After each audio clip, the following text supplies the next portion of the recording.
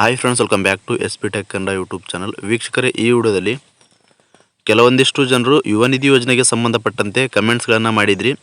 ಅದಕ್ಕೋಸ್ಕರ ಈ ವಿಡಿಯೋದಲ್ಲಿ ಯುವ ನಿಧಿ ಯೋಜನೆಗೆ ಸಂಬಂಧಪಟ್ಟಂತೆ ಮಾಹಿತಿನ ತಿಳಿಸ್ಕೊಡ್ತಾ ಇದ್ದೀನಿ.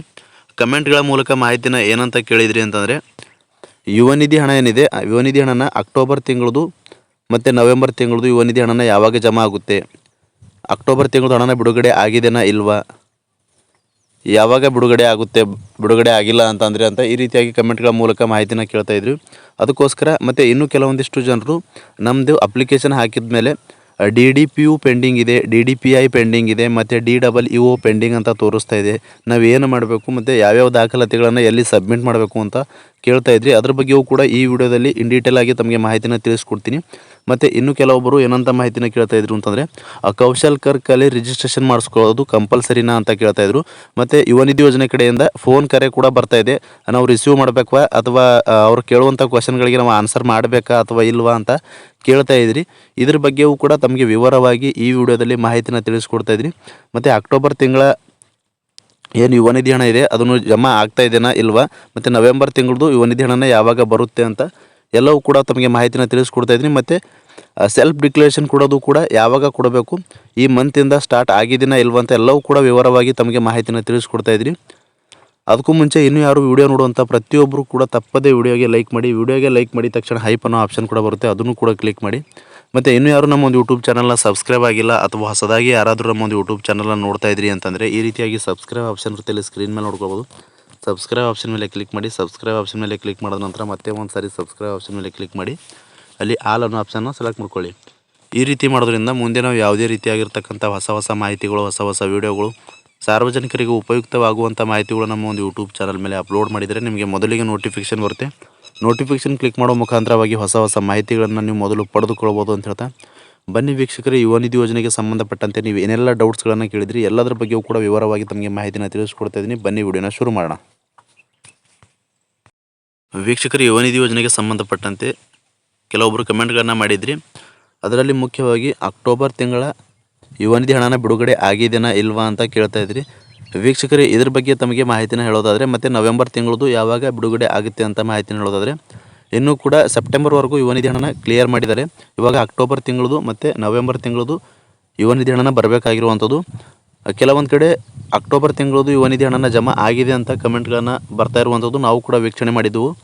ಹೀಗಾಗಿ ನಮಗೆ ಬಂದಿರೋ ಪ್ರಕಾರ ಇನ್ನೂ ಕೂಡ ಅಕ್ಟೋಬರ್ ತಿಂಗಳದು ಹಣನೂ ಕೂಡ ಭಾಳಷ್ಟು ಜನರಿಗೆ ಹಣನ ಜಮಾ ಆಗೋದು ಬಾಕಿ ಇದೆ. ಅಕ್ಟೋಬರ್ ತಿಂಗಳದು ಹಣ ಏನಿದೆ, ಈ ವಾರದಲ್ಲಿ ಹಣನ ಪ್ರತಿಯೊಬ್ಬರು ಯುವ ನಿಧಿದಾರರಿಗೆ ಏನಿದ್ದಾರೆ ಅವರೆಲ್ಲರಿಗೂ ಕೂಡ ಅಕ್ಟೋಬರ್ ತಿಂಗಳ ಹಣನ ಈ ವಾರದ ಒಳಗಾಗಿ ಜಮಾ ಆಗುತ್ತೆ ಅಂತ ಮಾಹಿತಿನ ಬಂದಿದೆ. ಅಂತಂದರೆ ಡಿಸೆಂಬರ್ 12ರಿಂದ 15ನೇ ತಾರೀಕು ಒಳಗಾಗಿ ನಿಮಗೆ ಹಣ ಏನಿದೆ ಯುವ ನಿಧಿ ಹಣ ಅಕ್ಟೋಬರ್ ತಿಂಗಳು ಹಣನ ಜಮಾ ಆಗುತ್ತೆ. ಅದಾದ ನಂತರ ಯಾರೆಲ್ಲ ನವೆಂಬರ್ ತಿಂಗಳದು ಹಣನ ಯಾವಾಗ ಬರುತ್ತೆ ಯುವ ನಿಧಿ ಹಣನ ಅಂತ ಕೇಳ್ತಾ ಇದ್ರಿ. ಅದ್ರ ಬಗ್ಗೆ ಹೇಳೋದಾದರೆ, ನವೆಂಬರ್ ತಿಂಗಳದು ಯುವ ನಿಧಿ ಹಣ ಏನಿದೆ ಈ ಮಂತ್ ಎಂಡ್ ಒಳಗೆ ನಿಮಗೆ ಡಿಸೆಂಬರ್ ಮಂತ್ ಎಂಡ್ ಒಳಗಾಗಿ ನಿಮ್ಮ ಒಂದು ಎಲ್ಲರ ಖಾತೆಗೆ ಹಣನ ಜಮಾ ಆಗುತ್ತೆ ಅಂತ ಮಾಹಿತಿನ ಬಂದಿದೆ. ಮಾಹಿತಿ ಬಂದಿರೋ ಪ್ರಕಾರ ತಮಗೆ ಮಾಹಿತಿನ ತಿಳಿಸ್ತಾ ಇರುವಂಥದ್ದು. ಇನ್ನು ವೀಕ್ಷಕರೇ, ಕೆಲವೊಂದಿಷ್ಟು ಯುವ ನಿಧಿದಾರರು ಯುವ ನಿಧಿ ಯೋಜನೆಗೆ ಅರ್ಜಿ ಸಲ್ಲಿಸಿದ ಮೇಲೆ ಅರ್ಜಿ ಸ್ಟೇಟಸ್ ನೋಡಿದರೆ ಅವ್ರದ್ದು DDPI ಪೆಂಡಿಂಗ್ ಅಂತ ತೋರಿಸ್ತಾ ಇದೆ, ಅಥವಾ DDPU ಪೆಂಡಿಂಗ್ ಅಂತ ತೋರಿಸ್ತಾ ಇದೆ. ಮತ್ತು ಇನ್ನು ಕೆಲವೊಂದಿಷ್ಟು ಜನರದ್ದು DEO ಪೆಂಡಿಂಗ್ ಅಂತ ತೋರಿಸ್ತಾ ಇದೆ. ಈ ರೀತಿ ತೋರಿಸ್ತಾ ಇತ್ತು ಅಂತಂದರೆ, ನಿಮ್ದು ಏನಾದರೂ ಅಪ್ಲಿಕೇಶನಲ್ಲಿ DDPI ಅಪ್ಲಿಕೇಶನಲ್ಲಿ ಪೆಂಡಿಂಗ್ ತೋರಿಸ್ತಾ ಇತ್ತು, ಸ್ಟೇಟಸ್ ಚೆಕ್ ಮಾಡಿದ್ರಿ ಅಂತಂದರೆ, ಆವಾಗ ನೀವು DDPI ಆಫೀಸ್ಗೆ ಹೋಗಿ ಅಲ್ಲಿ ನಿಮ್ಮ 10th ಮಾರ್ಕ್ಸ್ ಕಾರ್ಡು, ಅರ್ಜಿ ಸಲ್ಲಿಸಿರುವಂಥ ಅರ್ಜಿ ಅಕ್ಲೋಸ್ಮೆಂಟು ಮತ್ತು ಎಲ್ಲ ದಾಖಲಾತಿಗಳನ್ನು, ಕಾಸ್ಟ್ ಇನ್ಕಮ್ ಆಗಿರ್ಬೋದು ಮತ್ತು ನಿಮ್ಮದು PUC ಮಾರ್ಕ್ಸ್ ಕಾರ್ಡ್ ಎಲ್ಲವೂ ದಾಖಲಾತಿಗಳನ್ನು ತೆಗೆದುಕೊಂಡು ಹೋಗಿ ಅಲ್ಲಿ ಅಪ್ರೂವ್ಡ್ ಮಾಡಿಸ್ಕೊಂಡು ಬರಬೇಕಾಗುತ್ತೆ. ಎಲ್ಲಿ ಪೆಂಡಿಂಗ್ ತೋರಿಸ್ತಾ ಇದೆ, DDPO ಆಫೀಸಲ್ಲಿ ಪೆಂಡಿಂಗ್ ತೋರಿಸ್ತಾ ಇತ್ತು ಅಂತಂದರೆ ಅಲ್ಲಿ ಹೋಗಿ ನೀವು ಅಪ್ರೂವಲ್ ಮಾಡ್ಕೊಂಡು ಬರಬೇಕಾಗುತ್ತೆ.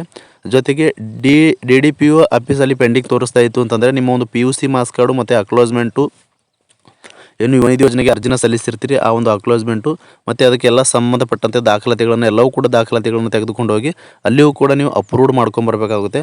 ಅದಾದ ನಂತರ ಮತ್ತು DEO ಪೆಂಡಿಂಗಲ್ಲಿ ನಿಮ್ದೇನಾದರೂ ಪೆಂಡಿಂಗ್ ತೋರಿಸ್ತಾ ಇತ್ತು, DEO ಪೆಂಡಿಂಗ್ ತೋರಿಸ್ತಾ ಇತ್ತು ಅಂತಂದರೆ ನಿಮ್ಮ ಒಂದು ಡಿಗ್ರಿಯ ಎಲ್ಲ ಒರಿಜಿನಲ್ ಮಾರ್ಕ್ಸ್ ಕಾರ್ಡ್ಗಳನ್ನು ತೆಗೆದುಕೊಂಡು ಹೋಗಿ ನೀವು DEO ಆಫೀಸಲ್ಲಿ ಅಪ್ರೂವ್ಡ್ ಮಾಡಿಸ್ಕೊಂಡು ಬರಬೇಕಾಗುತ್ತೆ. ಆವಾಗ ಅಪ್ರೂವ್ಡ್ ಆದಮೇಲೆ ನಿಮ್ಮದು ಮೊದಲನೇ ಪೇಮೆಂಟ್ ಬರುತ್ತೆ. ನೀವು ಅಪ್ರೂವ್ಡ್ ಆದ ತಕ್ಷಣ ನಿಮಗೆ ಯುವ ನಿಧಿ ಒಂದು ಸೆಲ್ಫ್ ಡಿಕ್ಲರೇಷನ್ ಕೊಡೋಕ್ಕೂ ಬರೋದಿಲ್ಲ. ಏನೆಲ್ಲ ನಿಮ್ಮದು ಸರ್ಕಾರದ ಕಡೆಯಿಂದ DEO ಪೆಂಡಿಂಗ್ ಕೂಡ ಇತ್ತು, ಅದನ್ನು ಕೂಡ ಕ್ಲಿಯರ್ ಆಯಿತು, ಅಪ್ರೂವ್ಡ್ ಮಾಡಿದ್ರು ಅಂತಂದರೆ ಆವಾಗ ನಿಮಗೆ ಒಂದು ಮೊದಲನೇ ಕಂತಿನ ಹಣ ಜಮಾ ಆಗಬೇಕಾಗುತ್ತೆ. ಮೊದಲನೇ ಕಂತಿನ ಹಣ ನಿಮಗೆ ಜಮಾ ಆಯಿತು ಅಂತಂದರೆ ಆವಾಗ ನೆಕ್ಸ್ಟ್ ಮಂತಿಂದ ನೀವು ಸೆಲ್ಫ್ ಡಿಕ್ಲೇಷನ್ನ ಕೊಡ್ಬೋದು ವೀಕ್ಷಕರೇ. ಇಷ್ಟು ಕೂಡ ಕ್ಲಿಯರ್ ಆಗಿದೆ ಅನ್ಕೋತೀನಿ.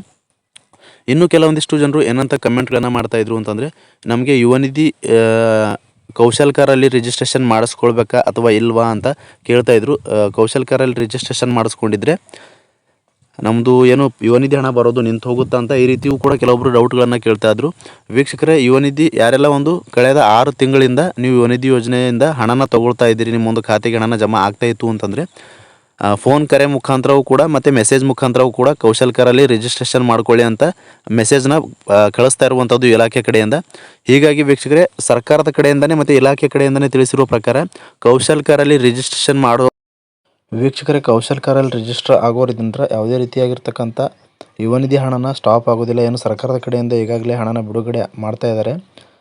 ಸರ್ಕಾರದ ಕಡೆಯಿಂದ ತಿಳಿಸಿರುವ ಹಾಗೆ ಮತ್ತು ಇಲಾಖೆ ಕಡೆಯಿಂದ ತಿಳಿಸಿರುವ ಹಾಗೆ ಏನು 2 ವರ್ಷ ನಾವು ಯುವ ನಿಧಿ ಹಣನ ಕೊಡ್ತೀವಿ ಅಂತ ಹೇಳಿದರು, ಅದೇ ರೀತಿಯಾಗಿ 2 ವರ್ಷ ಕಂಪ್ಲೀಟಾಗಿ ಕೊಡುವಂಥದ್ದು.